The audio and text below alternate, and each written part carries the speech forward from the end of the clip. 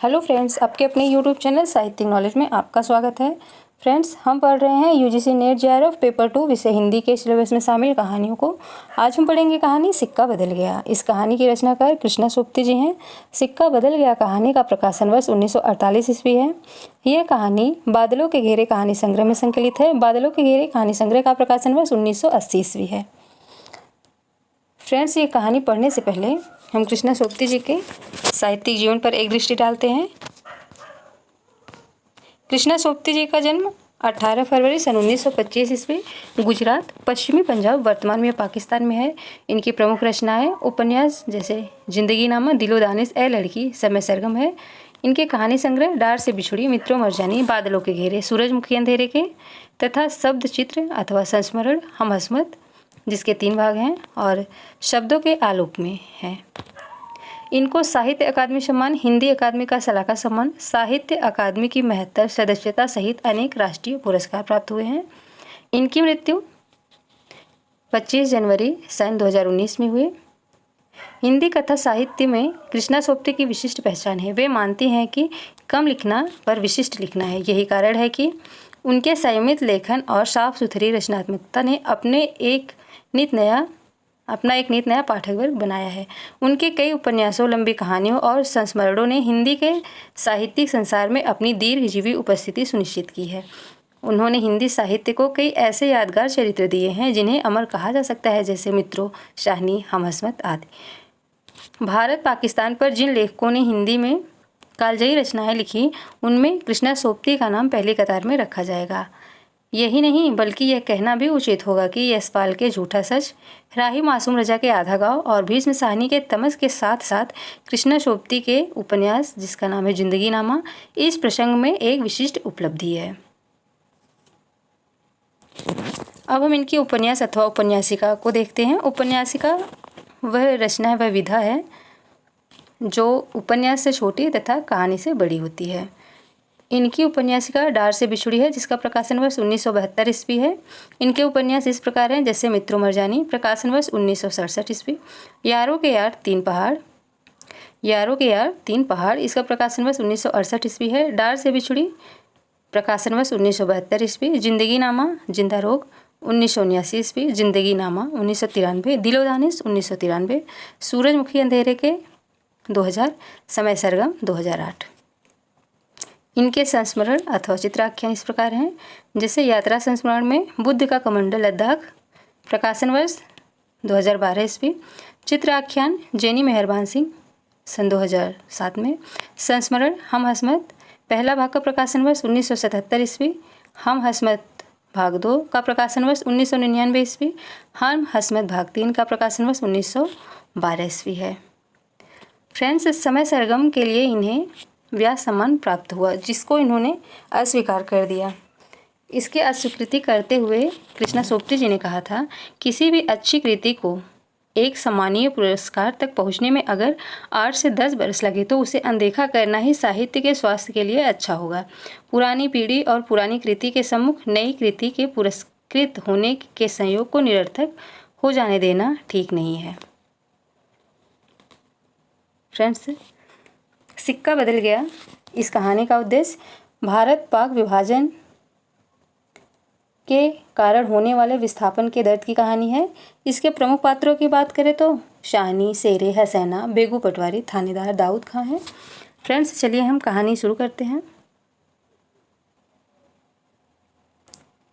खद्दर की चादर ओढ़े, हाथ में माला लिए शाहनी जब दरिया के किनारे पहुंची तो पौ फट रही थी।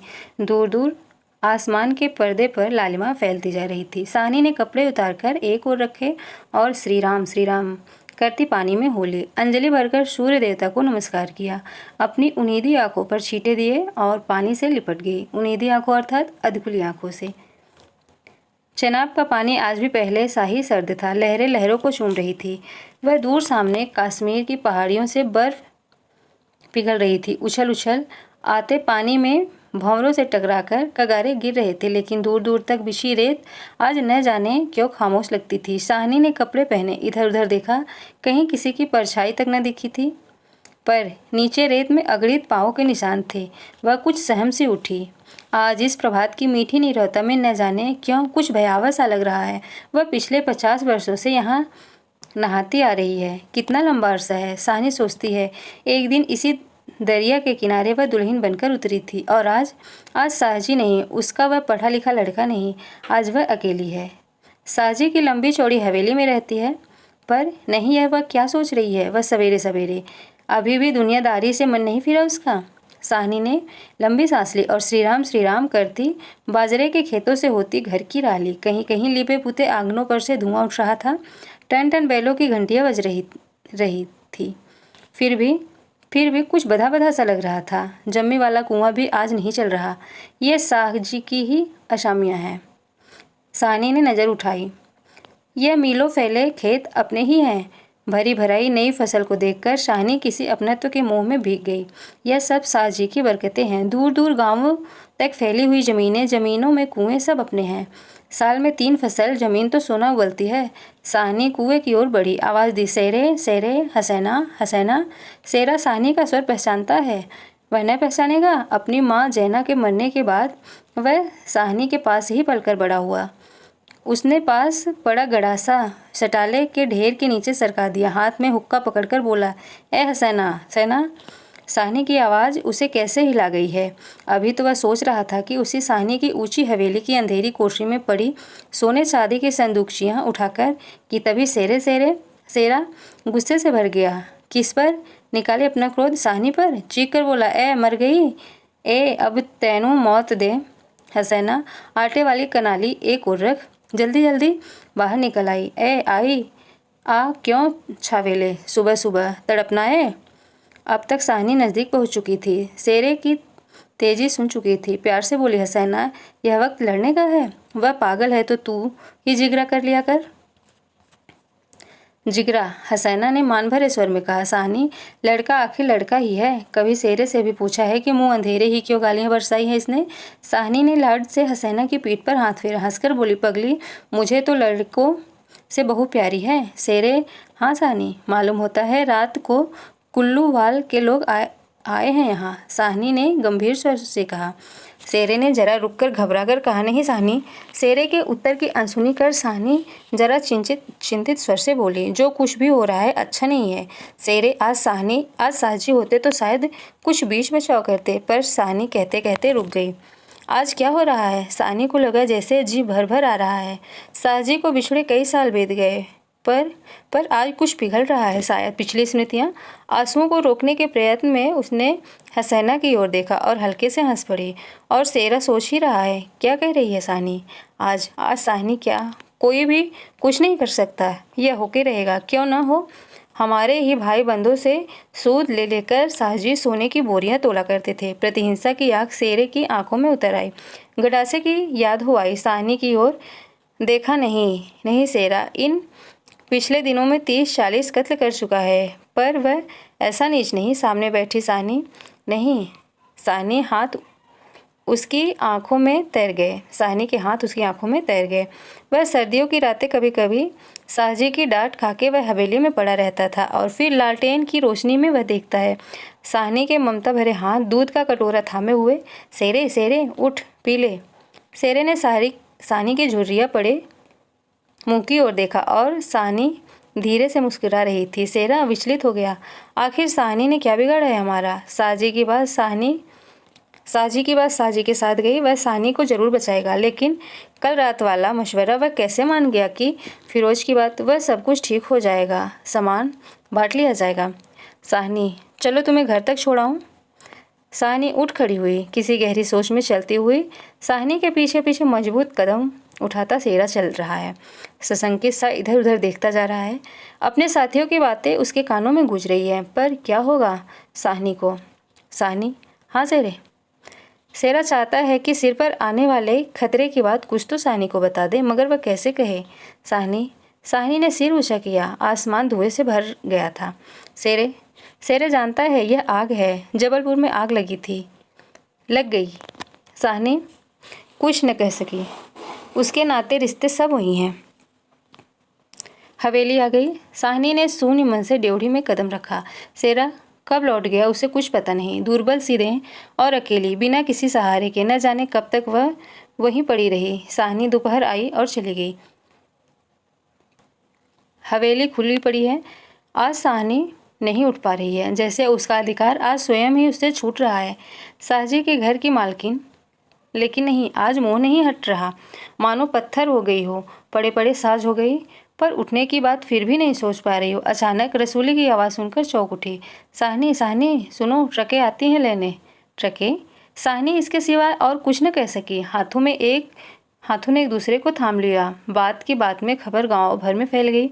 बीबी ने अपने विकृत कंठ से कहा, साहनी, आज तक कभी ऐसा न हुआ, न कभी हुआ, न कभी सुना।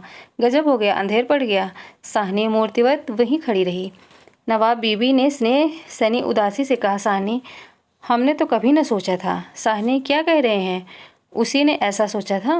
नीचे से पटवारी बेगू और जेलदार की बातचीत सुनाई दी। साहनी समझी कि वक्त आन पहुंचा। मशीन की तरह नीचे उतरी, पर ड्योढ़ी न लांघ सकी। किसी गहरी, बहुत गहरी आवाज़ से पूछा, कौन है वहाँ? कौन नहीं है आज वहाँ? सारा गांव है, जो उसके इशारे पर नाचता था कभी।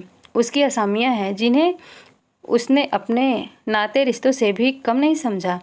लेकिन नहीं, आज उसका कोई नहीं है। आज वह अकेली है। यह भीड़ की भीड़, उनमें कुल्लू वाल के जाट, वह क्या सुबह ही न समझ गई थी? बेगू पटवारी और मस्जिद के मुल्ला इस्माइल ने जाने क्या सोचा। साहनी के निकट आ खड़े हुए। बेगू आज साहनी की ओर देख नहीं पा रहा है। धीरे से जरा गला साफ करते हुए कहा, साहनी, रब नू यही मंजूर सी। साहनी के कदम डोल गए, चक्कर आया और दीवार के साथ लग गई। इसी दिन के लिए छोड़ गए थे साजी उसे। बेजान से साहनी की ओर देखकर बेगू सोच रहा है, क्या गुजर रही है साहनी पर, मगर क्या हो सकता है? सिक्का बदल गया है। साहनी का घर से निकलना छोटी सी बात नहीं। गांव का गांव खड़ा है, हवेली के दरवाजे से लेकर उस दायरे तक जिसे साजी ने अपने पुत्र की शादी में बनवा दिया था। तब से लेकर आज तक सब फैलते हैं। तब से लेकर आज तक के सब फैसले, सब मशवरे यही होते रहे हैं। इस बड़ी हवेली को लूट लेने की बात भी यही सोची गई थी। यह नहीं कि साहनी कुछ नहीं जानती, वह जानकर भी अनजान बनी रही। उसने कभी बैर नहीं जाना, किसी का बुरा नहीं किया, लेकिन बूढ़ी साहनी यह नहीं जानती थी कि सिक्का बदल गया है। देर हो रही थी। थानेदार दाऊद खां जरा अकड़ कर आगे आया और ड्योढ़ी पर खड़ी जड़ निर्जीव छाया को देखकर ठिठक गया। वही साहनी है जिसके साजी उसके लिए दरिया के किनारे खेमे लगवा दिया करते थे। यह तो वही साहनी है जिसने उसकी मंगेतर को सोने के कनफूल दिए थे मुँह दिखाई में। अभी उसी दिन जब वह लीक के सिलसिले में आया था तो उसने उदंडता से कहा था, साहनी, बागोवाल मस्जिद बनेगी, 300 रुपया देना पड़ेगा। साहनी ने अपने उसी सरल स्वभाव से 300 रुपये दिए थे और आज साहनी ड्योढ़ी के नीचे जाकर बोला, देर हो रही है साहनी, धीरे से, कुछ साथ रखना हो तो रख लो। कुछ साथ बांध लिया है? सोना चांदी? साहनी अस्फुट स्वर से बोली, सोना चांदी? जरा ठहर कर सादगी से कहा, सोना चांदी? बच्चा वह सब तुम लोगों के लिए है, मेरा सोना तो एक एक ज़मीन में बिछा है। दाऊद खां लज्जित हो गया था। साहनी, तुम अकेली हो, अपने पास कुछ होना ज़रूरी है, कुछ नकदी ही रख लो, वक्त का कुछ पता नहीं। वक्त? साहनी अपनी गीली आंखों से हंस पड़ी। दाऊद खां, इससे अच्छा वक्त देखने के लिए क्या मैं जिंदा रहूंगी? किसी गहरी वेदना और तिरस्कार से कह दिया साहनी ने। दाऊद खां निरुत्तर है। साहस कर बोला, साहनी, कुछ नकदी जरूरी है। नहीं बच्चा, मुझे इस घर से। साहनी का गला रुध गया। नकदी प्यारी नहीं, यहाँ की नकदी यहीं रहेगी। सेरा आन खड़ा, गुजरा के हो ना हो, कुछ मार रहा है साहनी से। खां साहिब, देर हो रही है। साहनी चौंक पड़ी। देर मेरे घर में? मुझे देर? आंसुओं की भंवर में न जाने कहाँ से विद्रोह उमड़ पड़ा। मैं पुरखों के इस बड़े घर की रानी और ये मेरे ही अन्न पर पले हुए। नहीं, यह सब कुछ नहीं। ठीक है, देर हो रही है, पर नहीं। साहनी रो रो कर नहीं, शान से निकलेगी इस पुरखों के इस घर से। मान से लागेगी यह देहरी जिस पर एक दिन वह रानी बनकर आ खड़ी हुई थी। वह अपने लड़खड़ाते कदमों को संभालकर साहनी के दुपट्टे से आंखें पोंछी। साहनी ने दुपट्टे से आंखें पोंछी और ड्योढ़ी से बाहर हो गई। बड़ी बूढ़ियाँ रो पड़ी। किसकी तुलना हो सकती थी इसके साथ? खुदा ने सब कुछ दिया था, मगर दिन बदलते, वक्त बदलते। साहनी ने दुपट्टे से सिर ढाँप कर अपने धुंधली आंखों से हवेली को अंतिम बार देखा। साजी के मरने के बाद भी जिस कुल की अमानत को उसने सहेज कर रखा था वह उसे धोखा दे गई। साहनी ने दोनों हाथ जोड़ लिए। यही अंतिम दर्शन था, यही अंतिम प्रणाम था। साहनी की आंखें फिर कभी इस ऊंची हवेली को न देख पाएंगी। प्यार ने जोर मारा सोच, एक बार घूम फिर कर पूरा घर क्यों न देख आई मैं। जी छोटा हो रहा है, पर जिनके सामने हमेशा बड़ी बनी रही उनके सामने वह छोटी न होगी। इतना ही ठीक है, बस हो चुका। सिर झुकाया। ड्योढ़ी के आगे कुल वधू की आंखों से निकलकर कुछ बूंदें छू पड़ी। साहनी चल दी। ऊंचा सा भवन पीछे खड़ा रह गया। दाऊद खां, सेरा, पटवारी, जैलदार और छोटे बड़े, बच्चे बूढ़े, मर्द औरत सब पीछे पीछे। ट्रकें अब तक भर चुकी थी। साहनी अपने को खींच रही थी। गांव वालों के गलों में जैसे धुआं उठ रहा था। खूनी सेरे का दिल टूट रहा था। दाऊद खां ने आगे बढ़कर ट्रक का दरवाज़ा खोला। साहनी बढ़ी। इस्माइल ने आगे बढ़कर भारी आवाज़ से कहा, साहनी कुछ कह जाओ, तुम्हारे मुंह से निकली असीस झूठ नहीं हो सकती। और अपने साफे से आंखों का पानी पोंछ लिया। साहनी ने उठती हुई हिचकी को रोक कर उधे गले से कहा, रब तुहानो सलामत रखे, बच्चा खुशियाँ बख्शे। वह छोटा सा जन समूह रो दिया। जरा भी दिल में मैल नहीं साहनी के। और हम साहनी को नहीं रख सके। सेरे बढ़कर साहनी के पांव छुए। साहनी कोई कुछ कर नहीं सका। राज भी पलट गया है।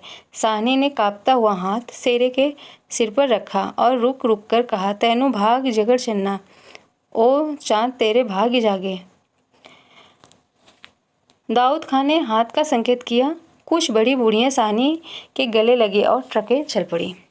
अन्न जल उठ गया। वह हवेली नहीं बैठा, कूचा चौबारा, बड़ा पसार एक एक करके घूम रहे हैं साहनी की आंखों में।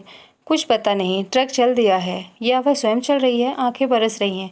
दाऊद खां विचलित होकर देख रहा है। इस बूढ़ी साहनी को कहाँ जाएगी अब वह। साहनी मन में मैल न लाना, कुछ कर सकते तो उठान न रखते। वक़्त ही ऐसा है। राज पलट गया है, सिक्का बदल गया है। रात को साहनी जब कैंप में पहुंचकर जमीन पर पड़ी तो लेटे लेटे आहत मन से सोचा, हाँ राज पलट गया है। क्या सिक्का बदलेगा? वह तो मैं वहीं छोड़ आई। और साजी की साहनी की आंखें और भी गीली हो गई। आसपास के हरे हरे खेत से घिरे गांवों में रात खून बरसा रही थी। शायद राज भी खा रहा था। शायद राज पलटा भी खा रहा था, सिक्का बदल रहा था। फ्रेंड्स, कहानी वाचन में अगर कहीं मिसिंग हुई हो तो आप वीडियो को पॉज करके स्वयं कहानी को पढ़ सकते हैं।